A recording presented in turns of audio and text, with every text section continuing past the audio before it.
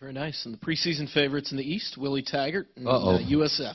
Preseason favorite. That's why you got this seat right here. Well, I think with a lot of that, and I'm really excited because those kids that's in our program, this is our 4th year, our first senior class, and every single one of those kids, that senior class, they came to South Florida when we were 3-9. They really didn't have to come there. You know, I look at Marlon Mack, Quentin Flower, they came to our program when we were 2-10. They didn't have to come there. You know, and all of those guys that's making plays for us now and helping our program, when they decided to come there, they wanted to make South Florida, they wanted to make those expectations high. They wanted to change where our program was at the time, and they all decided to come there when they could have went to a lot of other programs. You know, so the vision that we had when we recruited all those kids and what they had is starting to come to light now. You know, every year, and we have a motto that we're either getting better or you're getting worse. No one stays the same.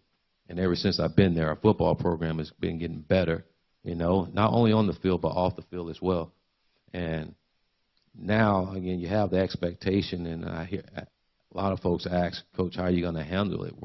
We're going to embrace it because that's what we wanted. That's what these kids wanted, you know, embrace that expectation, but also understand that it's going to take a lot of work to get there, you know, and to be preseason pick, last year we were picked 5th, and we knew then we had to go out and prove people wrong, you know, and it's not about what everybody else necessarily think about us. It's what we think of ourselves and going out and living up to the expectations that we set for ourselves. And our guys from day one, they want to win a conference championship.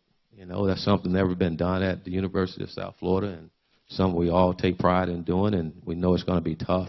Tommy said it earlier, the parity in this league is, I mean, there's no easy game this year. There's no easy game every week. You can't point to any team in our conference and say that's a win.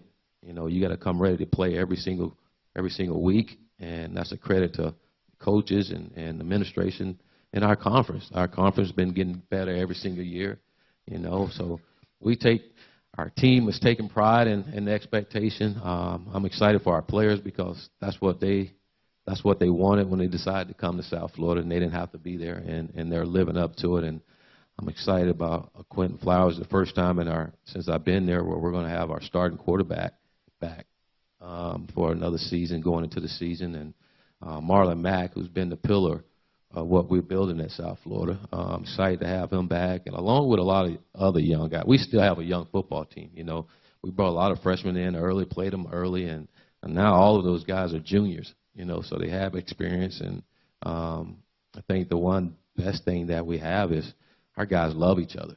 You know, watching Quentin Flower come over to our office this summer, each day he was with a different teammate, you know, or he had a group of receivers coming over to work. That's something I didn't ask him to do. You know, he's doing it on his own. So he's growing in his role as a quarterback, and he's one of those kids that's been through a lot, but he really want to be the best at what he does. And he's holding his teammates accountable, doing the same thing. So excited about our football program, excited about our conference, excited to get started here in a couple of days. I know this time of year is always great.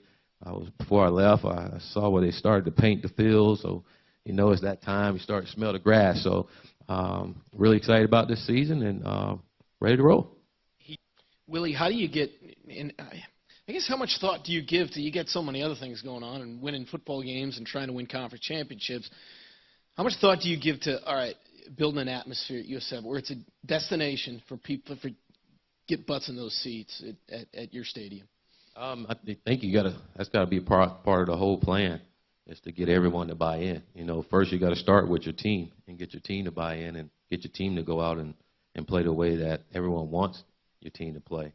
And then you start working from your fan base and your alumni to build it up to where they're excited about what you're doing, you know. But and once you do that, then they'll start getting other people involved and want to be a part of it. But Matt said it best. I mean, everybody's want to be associated with a winner, you know, and you win ball games, you attract people to your stadium, and being there in Tampa, a great football city, a great sports city. People are excited about football, and it's fun. Now, being around there and seeing them excited about the Bulls again, you know, and you knew what it could be there. And again, we're on progress to continue to build like we know we can, and getting the whole city behind us.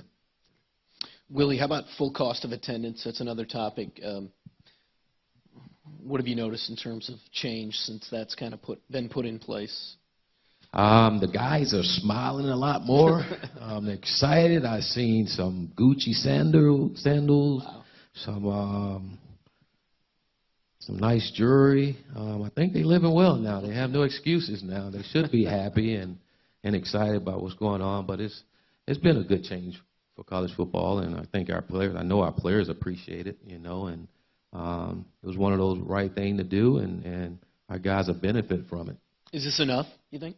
I don't know what's enough. You know, I think when you go to school, if it was up to me, it would, and giving them cost of attendance, it'll have a lot to do with academics, you know, and how they perform academically on if they get certain amount of money. You know, that's why they all go to school, is to get an education. You know, yeah, they're there to play football, and that's a bonus, but we all want them to graduate. We all have APRs and all, and I think we can't lose focus of why they're really there, you know. So if it was up to me, it would be that. We'd probably have straight A's by everybody.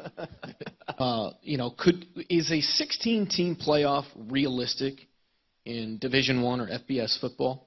Your thoughts on that, Willie? Anything you want to add?